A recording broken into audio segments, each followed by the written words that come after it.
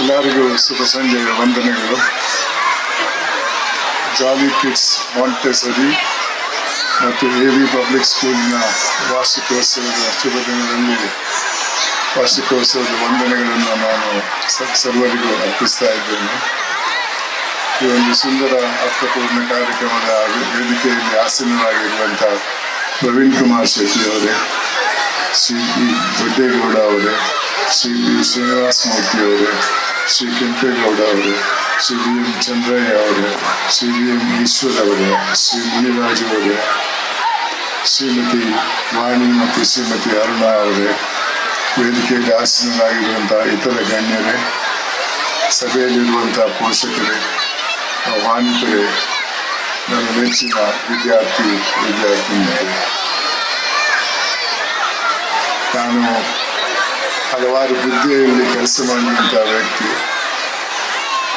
ಆದರೆ ಕರ್ನಾಟಕ ಲೋಕಾಯುಕ್ತಕ್ಕೆ ಬಂದ ನಂತರ ನನಗೆ ಅನಿಸಿದ್ದು ಅಷ್ಟರವರೆಗೆ ನಾನೊಬ್ಬ ಕೂಪಮಂಡಲಿಕನಾಗಿದ್ದು. ಸಮಾಜದಲ್ಲಿ ಆಗೋಗುವಂಥ ಅನ್ಯಾಯದ ಬಗ್ಗೆ ನನಗೆ ಜಾಸ್ತಿ ಅರಿವಿರಲಿಲ್ಲ. ನಾನು ಸುಖವಾಗಿದ್ದೆ, ಬಹಳಷ್ಟು ಜನರು ಸುಖವಾಗಿದ್ದರು ಅಂತ ತಿಳ್ಕೊಂಡಂಥ ವ್ಯಕ್ತಿ ನಾನು. ಕರ್ನಾಟಕ ಲೋಕಾಯುಕ್ತಕ್ಕೆ ಬಂದ ನಂತರ ಬಹಳಷ್ಟು ಅನ್ಯಾಯವನ್ನು ಕಂಡೆ. ಇದು ಯಾಕೆ ಈ ರೀತಿ ಆಗ್ತಾ ಇದೆ ಅಂತ ನಾನು ನನ್ನಲ್ಲಿ ಚರ್ಚೆ ಮಾಡಿದಾಗ ನನಗೆ ಅನಿಸಿದ್ದು, ಇದು ವ್ಯಕ್ತಿಗಳ ತಪ್ಪಲ್ಲ, ಇದು ಸಮಾಜದ ತಪ್ಪು. ನಾನು ಚಿಕ್ಕವನಾಗಿದ್ದಾಗ ಅಂತಹ ಸಮಾಜದಲ್ಲಿದ್ದೆ.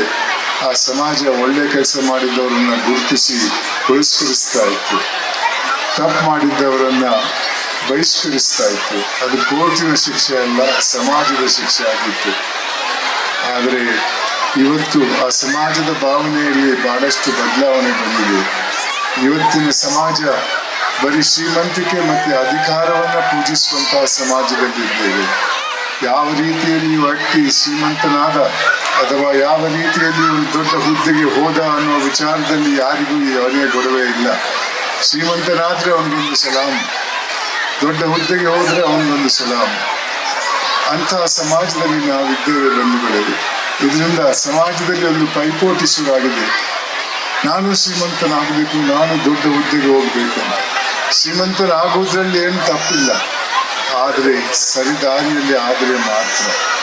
ದೊಡ್ಡ ಹುದ್ದೆಗೆ ಹೋಗುವುದ್ರಲ್ಲೂ ಏನು ತಪ್ಪಿಲ್ಲ, ಆದರೆ ಸರಿದಾರಿಯಲ್ಲಿ ಹೋದರೆ ಮಾತ್ರ. ತಪ್ಪು ದಾರಿಯಲ್ಲಿ ಹೋಗಿ ಶ್ರೀಮಂತನಾದ್ರೆ ಅಥವಾ ಶ್ರೀಮಂತನಾಗಿ ದೊಡ್ಡ ಹುದ್ದೆಯನ್ನು ಖರೀದಿಸಿ ಆ ಹುದ್ದೆಗೆ ಹೋದ್ರೆ ಅಂತಹ ವ್ಯಕ್ತಿಗಳಿಗೆ ಯಾವ ಗೌರವ ಕೂಡ ಕೊಡಬಾರದು ಅನ್ನೋದು ನನ್ನ ವಿಚಾರ. ಆದರೆ ಇವತ್ತು ಸಮಾಜ ಅಂಥವರನ್ನು ಮಾತ್ರ ಗುರುತಿಸ್ತಾ ಇದೆ. ಇದರಿಂದ ಈ ದೇಶದಲ್ಲಿ ಒಂದು ದೊಡ್ಡ ರೋಗ ಬಹಳ ದೊಡ್ಡ ಮಟ್ಟಕ್ಕೆ ಹೋಗಿದೆ. ಅದು ದುರಾಸೆ ಅನ್ನುವ ರೋಗ.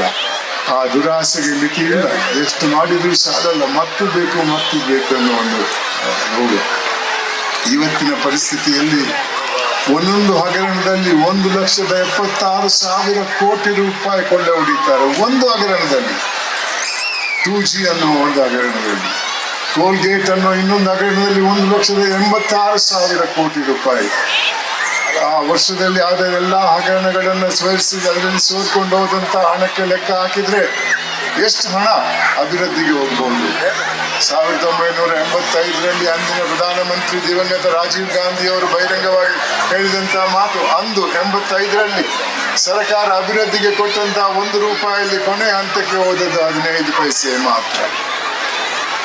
ಬಂದರೆ ಈ ಹಿನ್ನೆಲೆಯಲ್ಲಿ ಈ ದೇಶದಲ್ಲಿ ಶಾಂತಿ ಸೌಹಾರ್ದ ಇರಕ್ಕೆ ಸಾಧ್ಯವಿಲ್ಲ. ಇದಕ್ಕೆ ದಾರಿ ಏನು? ಒಂದೇ ಒಂದು ದಾರಿ, ನಮ್ಮ ಹಿರಿಯರು ಕಟ್ಟಿದಂಥ ಒಂದು ಸಾಮಾಜಿಕ ಮೌಲ್ಯ, ಅದು ತೃಪ್ತಿ ಅನ್ನೋ ಗುಣ. ತೃಪ್ತಿ ಇದ್ರೆ ದುರಾಸೆ ಬರಲ್ಲ. ದುರಾಸೆ ಇದ್ದು ತೃಪ್ತಿಯನ್ನು ಅಳವಡಿಸಿದ್ರೆ ತೃಪ್ತಿ ಆ ದುರಾಸೆಗೆ ಮಟ್ಟ ಆಗ್ತದೆ. ನಾನು ಚಿಕ್ಕವನಾಗಿದ್ದಾಗ ನನ್ನ ಪೋಷಕರು ಹೇಳ್ತಾ ಇದ್ರು, ಇದು ಮಾಡು ಬೇಡ ಅಂತ. ತಪ್ಪು ಮಾಡಿದ್ರೆ ಏಟ್ ತಿಂದದ್ದು ನೆನಪಿದೆ. ಶಾಲೆಗೆ ಹೋದಾಗ ನೀತಿ ಪಾಠ ಅಂತ ಒಂದು ಸಬ್ಜೆಕ್ಟ್ ಇತ್ತು, ಅದು ನನ್ನ ಪೋಷಕರು ಹೇಳಿದ್ದನ್ನು ಒತ್ತಿ ಹೇಳ್ತಾ ಇತ್ತು. ಅದರಿಂದ ಸಮಾಜದಲ್ಲಿ ತೃಪ್ತಿ ದೊಡ್ಡ ಮಟ್ಟದಲ್ಲಿ ಇರ್ತಾ ಇತ್ತು. ಆದರೆ ಇವತ್ತು ಆ ಮಕ್ಕಳಿಗೆ ಹೇಳ್ಕೊಡೋರು ಯಾರು? ಮಕ್ಕಳ ಜೊತೆ ಸಂಪರ್ಕ ಇಟ್ಕೊಂಡ ಪೋಷಕರು ಎಷ್ಟು ಜನ ಇದ್ದಾರೆ?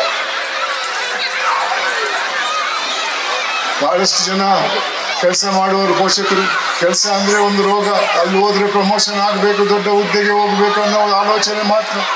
ಅದಕ್ಕೆ ನಾನು ಅರ್ಹನಂತ ತೋರಿಸ್ಬೇಕಂತ ಆ ತಲೆನೋವನ್ನು ಮನೆಗೆ ತರ್ತಾರೆ. ಮನೆಯಲ್ಲಿ ಲ್ಯಾಪ್ಟಾಪ್ ಅಲ್ಲಿ ಟೇಬಲ್ ಟಾಪ್ ಅಲ್ಲಿ ಕೂತು ಕೆಲಸ ಮಾಡ್ತಾ ಇರ್ತಾರೆ. ಕೆಲಸಕ್ಕೆ ಹೋಗದವರು ಸೀರಿಯಲ್ ನೋಡ್ತಾ ಇರ್ತಾರೆ ಟಿವಿಯಲ್ಲಿ. ಮಕ್ಕಳಿಗೆ ಒಂದು ಐಫೋನ್ ಕೊಟ್ಟಿರ್ತಾರೆ, ಅದರಲ್ಲಿ ಮೌಲ್ಯಗಳ ಬಗ್ಗೆ ಯಾವ ವಿಚಾರನೂ ಇಲ್ಲ. ಬಂಧುಗಳೇ, ಮೌಲ್ಯ ಇಲ್ಲದಂತಹ ಸಮಾಜದಲ್ಲಿ ಇರಕ್ಕೆ ಬಹಳ ಕಷ್ಟ. ಇದರ ಅನುಭವ ಇವತ್ತು ನಿಮ್ಗೆ ಇರದೇ ಇರಬಹುದು, ಆದ್ರೆ ನೀವು ಚರಿತ್ರೆ ಓದಿ ನೋಡಿ. ಯುರೋಪ್ ಖಂಡದಲ್ಲಿ ಏನಾಗಿತ್ತು, ಯಾವ ಕಾರಣಕ್ಕಾಗಿ ಇವತ್ತು ಅದು 25 ಬೇರೆ ದೇಶ ಆಗಿದೆ.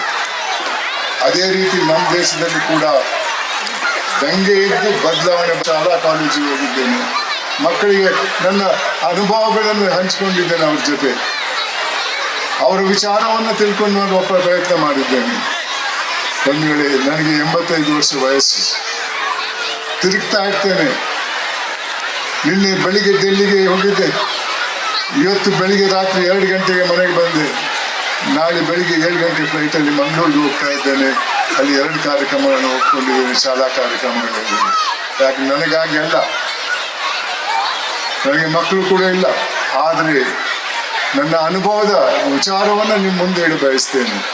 ಸ್ವಲ್ಪ ಪ್ರಯತ್ನ ಮಾಡಿ, ನಿಮ್ಮ ಮಕ್ಕಳಲ್ಲಿ ಈ ಒಂದು ಮೌಲ್ಯವನ್ನು ಅಳವಡಿಸುವಂತ ಪ್ರಯತ್ನ ಮಾಡಿ. ಇದನ್ನು ಖರೀದಿ ಮಾಡಬೇಕಾಗಿಲ್ಲ, ಅರ್ಥ ಮಾಡ್ಕೊಳ್ಳಿ ಇದರ ಲಾಭ ಏನಂತ. ತೃಪ್ತಿ ಅಂದ್ರೆ ಒಂದು ಹಂತಕ್ಕೆ ಡಿಗ್ರಿ ಬಂತು, ಕೆಲಸ ಸಿಕ್ತು, ಇನ್ನೇನು ಬೇಡ ಸನ್ಯಾಸಿ ಆಗ್ತಾನೆ ಅಂತಲ್ಲ. ಎಲ್ಲರಲ್ಲೂ ಆಕಾಂಕ್ಷೆ ಅನ್ನೋ ಒಂದು ಗುಣ ಇರಬೇಕು. ಜಾಸ್ತಿ ಓದಬೇಕು, ದೊಡ್ಡ ಹುದ್ದೆಗೆ ಹೋಗಬೇಕು, ಶ್ರೀಮಂತನಾಗಬೇಕು, ಕೋಟ್ಯಾಧೀಶನಾಗಿ ಏನು ತಪ್ಪಿಲ್ಲ. ಆದರೆ ಇನ್ನೊಬ್ಬನ ಜೇಬಿ ಕೈಯಾಕೆ ಅಲ್ಲ, ಇನ್ನೊಬ್ಬನ ಹೊಟ್ಟೆ ಕಳ್ಳಾಕೆ ಅಲ್ಲ. ಅಂತ ಸಂಪತ್ತಿನಿಂದ ಎಂದೂ ಸಂತಸ ಬರಲ್ಲ. ಯಾವಾಗ ಇನ್ಕಮ್ ಟ್ಯಾಕ್ಸ್ನವ್ರು ರೇಡ್ ಮಾಡ್ತಾರೋ, ಯಾವಾಗ ಎನ್ಫೋರ್ಸ್ಮೆಂಟ್ ಡಿಪಾರ್ಟ್ಮೆಂಟ್ನವ್ರು ಬರ್ತಾರೋ, ಯಾವಾಗ ದರೋಡೆಕೋರರು ಬರ್ತಾರೋ ಅನ್ನೋದು ಒಂದೇ ಒಂದು ವಿಚಾರ ನಿಮ್ಮ ತಲೆಯಲ್ಲಿರ್ತದೆ. ನಿದ್ದೆ ಬರಲ್ಲ, ನಿದ್ದೆಗೆ ಮದ್ದು ತಗೊಳ್ಬೇಕಾಗ್ತದೆ. ಮುಂದೆ ನಿಮ್ಮ ಜೀವನದಲ್ಲಿ, ನಿಮ್ಮ ಮಕ್ಕಳ ಜೀವನದಲ್ಲಿ ತೃಪ್ತಿ ಇದ್ರೆ ಶಾಂತಿಯುತವಾದ ಜೀವನವನ್ನು ನಡೆಸ್ಕೊಂಡು ಹೋಗ್ಬೋದು. ಬಂಧುಗಳೇ, ತೃಪ್ತಿ ಜೊತೆ ಇನ್ನೊಂದು ಮೌಲ್ಯದ ಅಗತ್ಯ ಇದೆ, ಅದು ಮಾನವೀಯತೆ. ನಾವು ಹುಟ್ಟುವಾಗ ಮಾನವರಾಗಿ ಹುಟ್ಟಲ್ಲ. ಮಾನವ ಅನ್ನೋ ಗುಂಪೇ ಸೈನ್ಸ್ ಅಲ್ಲಿ ಇಲ್ಲ.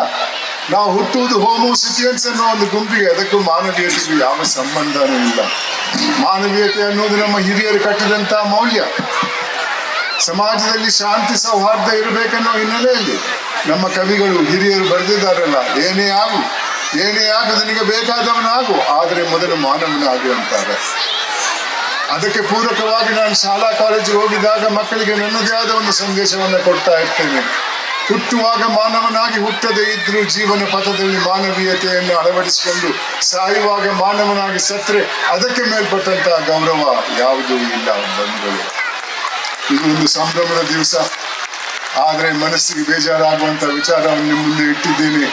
ಯಾಕಂದ್ರೆ ಈ 2 ಮೌಲ್ಯಗಳು ನಮ್ಮ ಸಮಾಜದಲ್ಲಿ ಮರುಸೃಷ್ಟಿ ಆಗದೇ ಇದ್ರೆ ಈ ಸಮಾಜದಲ್ಲಿ ಆಗುವಂತಹ ಸಂಘರ್ಷಗಳನ್ನ ಎದುರಿಸಕ್ಕೆ ಸಾಧ್ಯವಿಲ್ಲ. ದಂಗೆ ಮುಖಾಂತರ ಬದಲಾವಣೆ ಬಂದ ಪ್ರಯತ್ನ ಆದ್ರೆ ಆ ದಂಗೆಯಲ್ಲಿ ಗೆದ್ದವನು ಯಾರೂ ಇಲ್ಲ. ಇವತ್ತು ನಾವು ಕಾವೇರಿ ನೀರಿಗೆ ತಮಿಳುನಾಡು ಜೊತೆಗೆ ಸುಪ್ರೀಂ ಕೋರ್ಟ್ ಅಲ್ಲಿ ವಾದ ಮಾಡ್ತಾ ಇದ್ದೇವೆ. ನಾಳೆ ದಂಗೆ ಮುಖಾಂತರ ಈ ಒಂದು ಸಮಾಜದ ಬದಲಾವಣೆ ಬಂದ್ರೆ ಅದು ರಣರಂಗದಲ್ಲಿ ಆಗ್ಬೇಕು. ಅದಕ್ಕೆ